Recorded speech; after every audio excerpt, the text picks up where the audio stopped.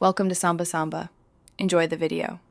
In this video, I will explain how to make rice rava at home. First, gather your ingredients and equipment. You will need about 2 cups of raw rice, a sturdy pan, and a mixer grinder.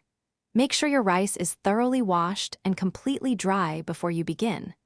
This initial preparation is crucial for achieving the perfect texture and ensuring your rava stores well for several weeks. Now, let's move on to roasting. Place your dry rice in the preheated pan over a medium-low flame. It is important to stir the rice constantly to ensure even roasting and prevent any burning. Continue this process for about 8 to 10 minutes until the rice turns a light golden color and releases a pleasant, nutty aroma. This step develops the unique flavor of your homemade rava. Once roasted, transfer the rice to a plate and let it cool down entirely to room temperature. This cooling step is vital before grinding. Next, transfer the cooled rice to a dry mixer grinder.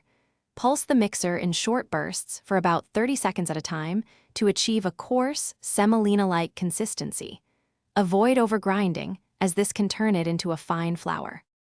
Finally, it is time to sift your homemade rice rava.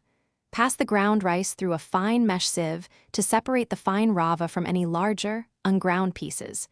You can regrind the larger pieces to minimize waste. Once sifted, your fresh rice rava is ready. Store it in a clean, airtight container in a cool, dry place where it will remain fresh for up to 3 months. Thanks for watching. Consider subscribing if we helped you.